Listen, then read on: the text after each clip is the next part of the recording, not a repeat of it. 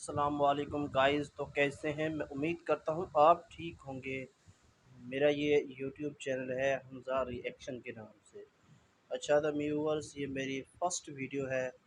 मैंने आप सबसे रिक्वेस्ट करनी है कि मेरे चैनल को आप लाइक भी करें, फॉलो भी और सब्सक्राइब भी कर दें। शुक्रिया। तो व्यूअर्स, शुरू करते हैं अपनी वीडियो की जानिब। तो ये वीडियो एक इंग्लिश मूवी है, तो आप इसका एक पार्ट देखें, बहुत ही आपको मज़ा आने वाला है। तो आपने मूवी एंड तक देखनी है, तो आपको बहुत ही मज़ा आएगा।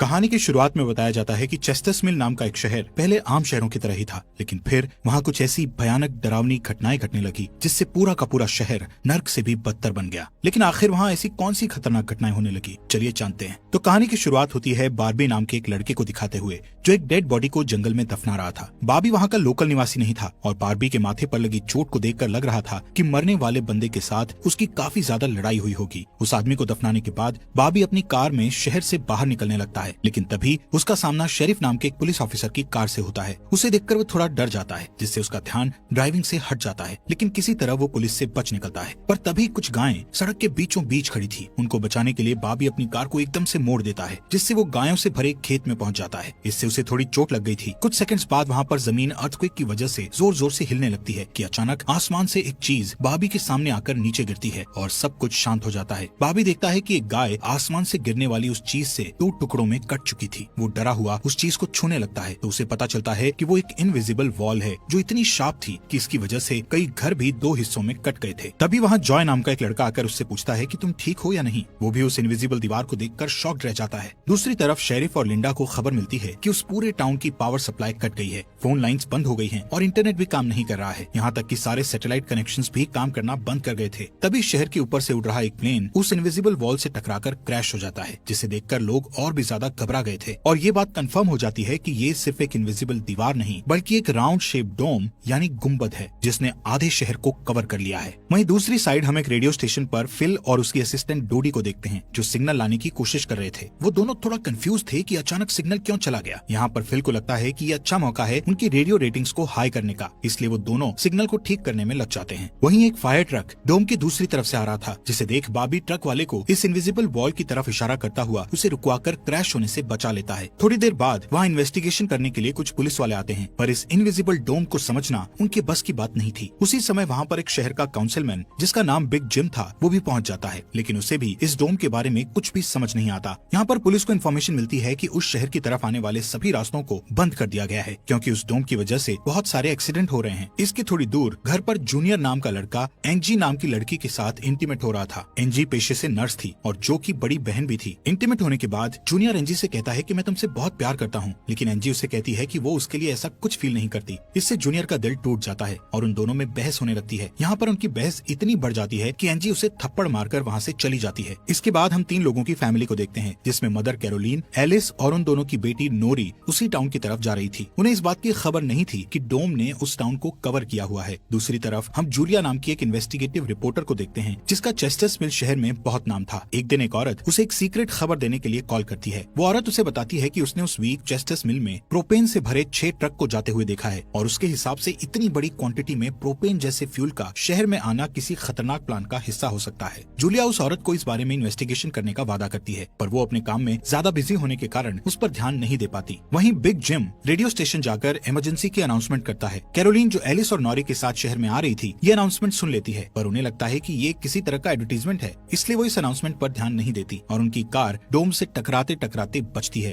क्योंकि उससे पहले दूसरी तरफ से आ रहा एक ट्रक डोम से टकराकर क्रैश हो जाता है, जिसे देखकर वो तुरंत अपनी कार की ब्रेक लगा देती है। इतने बड़े इंसिडेंट को देखकर नॉरी के दौरे पड़ने लगते हैं, जिससे वो बेहोश हो जाती है, लेकिन बेहोश होने से पहले वो किसी पिंक स्टार के बारे में कहती है। अब यहाँ से नोरी को जल्दी से हॉस्पिटल में ले जाया जाता है, जो कि टाउन में होने वाली घटनाओं से घायल हुए लोगों से भरा पड़ा था। वहीं जूलिया और बार्बी घायल हुए लोगों को हॉस्पिटल ला रहे थे। इसी हॉस्पिटल में जूलिया का हस्बैंड भी डॉक्टर था। वो उससे मिलने जाती है, लेकिन उस वक्त उसका हस्बैंड हॉस्पिटल में नहीं था। हॉस्पिटल में जूलिया को पता चलता है कि उसका हस्बैंड संडे को कभी काम नहीं करता था, पर वो जूलिया को हमेशा झूठ बोलता आ रहा था हॉस्पिटल के बाहर हम बॉबी और एंजी को मिलते हुए देखते हैं। दोनों को साथ देखकर जूनियर के अंदर एक अलग सी जलन पैदा होती है। वहीं अब टाउन के बॉर्डर्स को सैनिकों द्वारा सील कर दिया जाता है। बहुत सारे साइंटिस्ट और एक्सपर्ट्स को भी इस अजीबोगरीब मुसीबत का असल कारण नहीं पता चलता, पर कुछ घंटों बाद बिग जिम प्रोपेन के बारे में बात करने के लिए शेरिफ से मिलता है। यहाँ पर उनकी बातों से हमें पता चलता है कि उनको इस डोम के बारे में पहले से थोड़ा बहुत पता था, पर वो इस पर खुलकर बात नहीं कर रहे थे। वहीं बॉबी को उस टाउन में एक दिन के लिए रुकना था, पर उसके पास ठहरने के लिए कोई जगह नहीं थी, इसलिए वो अपनी कार में ही रात बिताने का फैसला करता है। तभी जूनियर उसके पास आता है और उसे एंजी से दूर रहने को कहता है। धीरे धीरे उसकी बात धमकी में बदल जाती है। बॉबी हैरान होता है कि आखिर उसकी गलती क्या है। इसी बीच वहाँ जूलिया आ जाती है, जिससे वो झगड़ना बंद कर देते हैं। यहाँ से सीन शिफ्ट होता है और हम देखते हैं कि टाउन के ऐसे हालात से लापरवाह होकर एक जगह कुछ टीनेजर्स पार्टी कर रहे थे। इनमें जॉय भी था। जॉय एक लड़के से वहाँ के हालात पर बात करने लगता है, लेकिन अचानक जॉय को दौरा पड़ने लगता है और वो पिंक स्टार के बारे में बोलने लगता है, जैसे कि पहले नॉरी ने बोला था। वहीं जॉय की बहन एंजी घर पर अकेली होती है। तभी अचानक उसके घर में जूनियर घुसकर उसको किडनैप करके अपने फादर के टूटे फूटे शेल्टर में ले जाता है। यहाँ पर वो उसे बताता है कि मुझे पता है शहर को कवर किए इस डोम के बारे में। यहाँ पर एंजी को उससे ये भी पता चलता है कि बिग जिम ही जूनियर का फादर है। जूनियर एंजी को ये भी बताता है कि उसके फादर अपनी फैमिली की सुरक्षा को लेकर हमेशा चिंतित रहते थे, इसलिए उन्होंने फैमिली के लिए ये शेल्टर बनाया था। वहीं दूसरी साइड जूलिया बॉबी को अपने घर में ठहरने के लिए लाती है। तभी अचानक बॉबी की नजर उसके हस्बैंड की फोटो पर पड़ती है और उसे रियलाइज होता है कि ये वही आदमी है जिसे उसने सुबह मारा था। दूसरी तरफ लिंडा और शेरिफ सभी व्हीकल्स पर नजर रख रहे थे ताकि कोई भी गलती से इस डोम से न टकरा जाए। तभी अचानक शेरिफ को अटैक आ जाता है और वो वहीं पर मर जाता है। अब यहाँ से हमें सुबह की घटना फ्लैशबैक में दिखाई जाती है,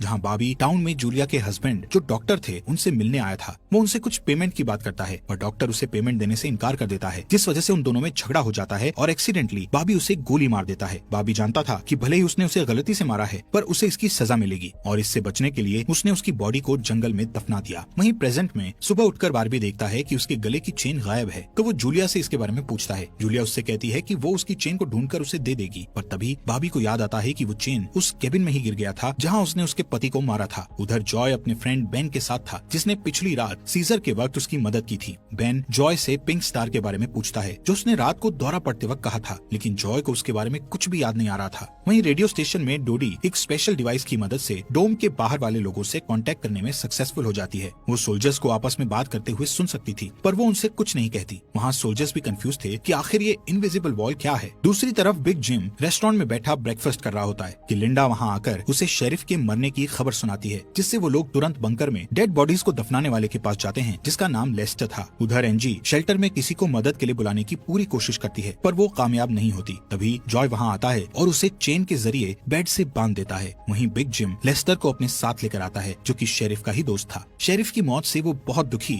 और परेशान हो जाता है। जब लिंडा उनके आसपास नहीं होती, तब वो और बिग जिम पिछले महीने होने वाले प्रोपेन के इम्पोर्ट के बारे में बात करते हैं कि प्रोपेन के इम्पोर्ट में उन तीनों का ही हाथ था और उन्होंने टाउन वालों से ये बात छुपाई थी। शेरिफ की मौत से ये कंफर्म हो गया था कि वो उनकी इन्वॉल्वमेंट के बारे में किसी को कुछ नहीं बता पाएगा, जो कि उनके लिए अच्छी खबर भी थी। उसी दिन बाद में लिंडा पुलिस स्टेशन आती है तो देखती है कि बिग जिम शेरिफ के ऑफिस में कुछ ढूंढ रहा है। लिंडा की पूछने पर जिम उसे कहता है कि वो वहाँ शेरिफ की वसीयत के पेपर्स ढूंढ रहा है, लेकिन असल में वो वहाँ प्रोपेन के इम्पोर्ट से जुड़े पेपर्स को ढूंढने आया था, जो उसे और लेस्टर को परेशानी में डाल सकते थे। वो तुरंत बाहर आकर शेरिफ को बताता है कि मुझे लगता है वो पेपर शेरिफ के घर में होंगे, जिन्हें लाने के लिए वो लेस्टर को तुरंत उसके घर भेजता है। इसी बीच जूलिया जल्दी से रेडियो स्टेशन पर डोडी के पास जाती है, जहाँ वो देखती है कि वो लोग डिवाइस के जरिए डोम के बाहर खड़े सैनिकों की बातचीत सुन सकते हैं। उनकी बात सुनने पर जूलिया को पता चलता है कि वो लोग जमीन खोदकर डोम को बाहर निकालने की कोशिश कर रहे हैं, पर वो इस काम में कामयाब नहीं हो पा रहे हैं। इसके बाद जूलिया रेडियो के जरिए पूरे टाउन में डोम वाली खबर को फैला देती है, जिससे लोगों में डर पैदा हो जाता है और लोग घबरा जाते हैं। वहीं जॉय और बेन बॉर्डर के पास साइंटिस्ट को अपना काम करते हुए देखते हैं। साइंटिस्ट ये देखते हैं कि डोम के ऊपर पानी का क्या असर होता है, पर उन्हें ज्यादा कुछ समझ नहीं आ रहा था, जिससे वो किसी नतीजे पर नहीं पहुंच पाते। वहीं जॉय देखता है कि ये डोम एक छलनी की तरह है। वो बेन से बताता है कि इस डोम में से बिल्कुल मामूली सा पानी आर पार जा सकता है। दूसरी ओर बारबी अपनी चेन ढूंढने जूलिया के हस्बैंड डॉक्टर के केबिन में जाता है। वहाँ उसे उसका चेन मिल जाता है, पर तभी जूनियर वहाँ आकर उसे देख लेता है। जूनियर उससे पूछता है कि क्या तुम एंजी के साथ सोए थे। यहाँ पर बारबी को लगता है कि शायद उसने उसे चेन ढूंढते हुए देख लिया है और इसीलिए वो जूनियर को ऐसे ही वहाँ से जाने नहीं दे सकता था, इसलिए वो जूनियर को बहुत बुरी तरह से पीटने लगता है। वहीं हम देखते हैं कि लेस्टर शेरिफ के घर पहुंचकर प्रोपेन इंपोर्ट के पेपर्स को ढूंढने लगता है। कुछ टाइम बाद उसे वो पेपर्स ड्रॉवर में मिल जाते हैं, तभी वो उन्हें जला देता है। जब वो वहाँ से जाने लगता है तो उसका पैर लगने से पेपर्स की आग घर के पर्दों पर लग जाती है, जिससे आग की लपटें पूरे घर में फैल जाती हैं और पूरा घर जलने लगता है, जिसे देखकर जल्दी ही बहुत सारे लोग जमा हो जाते हैं और आग बुझाने की कोशिश करते हैं, पर फायर ट्रक के बिना आग बुझाना नामुमकिन था। अगर वो लोग घर को जलने देते तो डोम के अंदर का टेम्परेचर बहुत बढ़ जाता, जिससे लोगों की जानें भी जा सकती थी। इसलिए सब मिलकर आग बुझाने में लग जाते हैं। बॉबी लोगों को आग बुझाने में लीड करता है। तभी लिंडा को घर के अंदर से लेस्टर की चीखने की आवाजें सुनाई देती है। वो अंदर जाकर उसे घसीट कर बाहर निकाल लाती है और इलाज के लिए डॉक्टर के पास भेज देती है। यहाँ पर लोगों को आग बुझाने में 1 घंटे के बाद भी कामयाबी नहीं मिलती, उल्टा आग और भड़क जाती है। आखिर में जिम लोडर लेकर आता है और घर को गिरा देता है। तब कहीं जाकर आग शांत होती है। इसके बाद सारे थके हुए लोग इकट्ठा होते हैं। उनमें से पॉल नाम का एक पुलिस वाला फ्रस्ट्रेट होकर कहता है कि हम सभी लोग इस डोम से कभी भी बाहर नहीं निकल पाएंगे, क्योंकि ये डोम आग से जो धुआं निकला है उसे बाहर नहीं निकलने दे रहा। वो कहता है कि हम सभी इस डोम के अंदर ही मरने वाले हैं। इतना कहता हुआ वो हवा में गोली चला देता है, जो कि डोम से टकराकर एक दूसरे पुलिस वाले को लग जाती है और वो तुरंत मर जाता है। यहाँ पर पॉल को अरेस्ट कर लिया जाता है। अंधेरा होने पर जॉय और उसके दोस्त स्केटिंग के लिए जाते हैं। तभी वहाँ पर नोरी जॉय के पास आकर उसे कहती है कि उसे अपना फोन चार्ज करना है। जॉय उसे अपने घर ले जाता है, क्योंकि उसके घर में जनरेटर था, जो कि उस टाउन के गिने चुने घरों में ही था। उधर लिंडा पॉल को जेल लेकर आती है। वहाँ कुछ लोग पुलिस स्टेशन के बाहर प्रोटेस्ट कर रहे थे। असल में वो लोग पुलिस के घटिया सिस्टम का विरोध कर रहे थे। जिम उन सबको ये कहकर शांत करता है कि जरूरत पड़ने पर उन सबकी मदद की जाएगी। लॉकअप में बंद होने के बाद पॉल को हार्ट अटैक आ जाता है, जिससे लिंडा उसकी मदद के लिए दौड़कर अंदर जाती है। लेकिन तभी उसे पता चलता है कि पॉल सिर्फ अटैक आने की एक्टिंग कर रहा था। इसी मौके का फायदा उठाकर पॉल उसे धकेल कर उसे लॉकअप में बंद करके वहाँ से भाग जाता है। इधर बंकर में जूनियर फिर से एनजी के पास जाता है। एनजी समझ चुकी थी कि अगर उसे यहाँ से निकलना है तो उसे जूनियर को झूठे जाल में फंसाना पड़ेगा। इसीलिए वो उससे अपने बचपन की यादें साझा करती है, जब वो दोनों एक बंद टनल में जाया करते थे, और कहती है कि हो सकता है डोम का टनल पर कोई असर नहीं हुआ हो, तो वो लोग बाहर जा सकते हैं। यहाँ पर एनजी सोचती है कि अब वो उसके प्यार के जाल में फंस गया है, तो शायद वो उसे छोड़ दे, लेकिन ऐसा कुछ नहीं होता। जूनियर अकेले ही उस टनल में जाने का प्लान बनाता है। वहीं जिम जब पुलिस स्टेशन में आता है तो पॉल की जगह लिंडा को लॉकअप में बंद देखता है। वो तुरंत उसे लॉकअप से बाहर निकालता है। उन्हें पता चलता है कि पॉल अपने साथ एक राइफल और कुछ गोलियां लेकर गया है। लिंडा तुरंत उसकी तलाश में जंगल की ओर निकल जाती है, क्योंकि उसे पता था कि पॉल अक्सर शिकार करने जंगल की तरफ जाया करता था। वहीं जिम पॉल को पकड़ने के लिए एक टीम तैयार करता है। उधर रेस्टोरेंट में बैठी कैरोलीन को नॉरी की फिक्र हो रही थी, क्योंकि वो पिछली रात अपनी दोनों मदर्स को बिना बताए जॉय के घर रुक गई थी। वहीं जिम लोगों से पॉल को तलाश करने के लिए उसकी टीम ज्वाइन करने को कहता है। वो बॉबी से भी उनके साथ चलने को कहता है, क्योंकि वो आग बुझाने में अच्छा लीडर साबित हुआ था। इसके बाद वो लोग जंगल में जाने लगते हैं। रास्ते में बार्बी अपनी खूबियां दिखाता हुआ उनसे कहता है कि वो मिलिट्री में भी रह चुका है। वहीं दूसरी ओर जूलिया जूनियर को टनल की तरफ जाते हुए देखती है। वो उसे रोककर पूछती है कि वो बैग पैक करके कहाँ जा रहा है, लेकिन जूनियर बहुत जल्दी में था और वो नर्वस भी था। वो कहता है कि मैं बस यहीं पास में अपने दोस्त से मिलने जा रहा हूँ। इससे जूलिया का शक उस पर और भी बढ़ जाता है और वो उसका पीछा करती हुई टनल तक पहुँच जाती है। उधर जॉय के घर पर जॉय और नॉरी साथ में नाश्ता कर रहे थे। जॉय पहले कभी किसी लड़की के साथ अकेला नहीं रहा था, इसलिए थोड़ा नर्वस फील कर रहा था, जबकि नॉरी कॉन्फिडेंट थी और बातचीत में भी हाजिर जवाब थी। तभी बेन और 2 लड़कियों को अपने साथ लेकर उसके घर आ जाता है, जिन्हें फोन चार्ज करना था। उन्हें इम्प्रेस करने के लिए बेन को जनरेटर यूज करना था, जिसके लिए जॉय बेन को थोड़ी बेदिली से इजाजत दे देता है, क्योंकि उस टाउन में जनरेटर एक बहुत काम की चीज थी और इस तरह उसका मिसयूज करना उसे सही नहीं लग रहा था।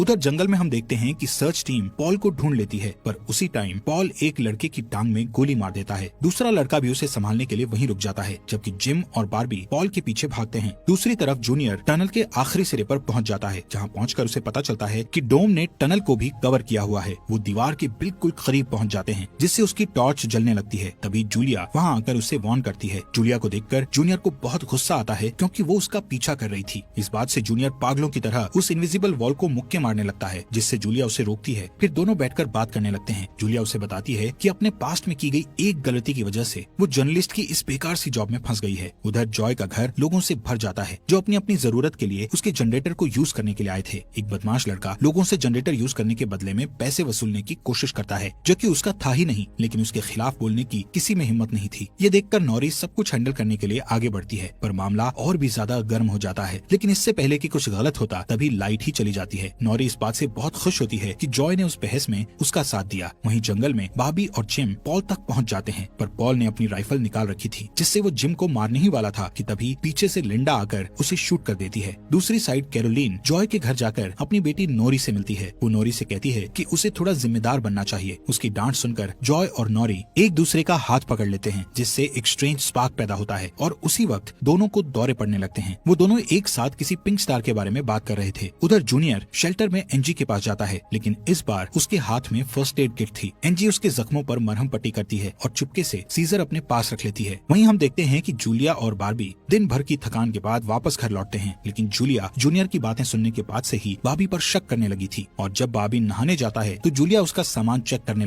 Wow, amazing amazing, nice video. मैंने ये वीडियो कंप्लीट देखी है, तो आपको भी ये वीडियो देखनी है तो हमजा रिएक्शन वीडियो को आप लाइक, फॉलो और सब्सक्राइब भी कर दीजिएगा, क्योंकि ये मज़ेदार वीडियो होने वाली है। और मैं आप सबसे फिर से रिक्वेस्ट करूँगा कि आप मेरे चैनल को लाइक, फॉलो और अपने दोस्तों को शेयर भी कीजिएगा, क्योंकि इसमें अच्छी अच्छी वीडियो आपको मिलती रहेंगी। और मेरे चैनल को आपने फॉलो भी करना है। अल्लाह हाफिज़।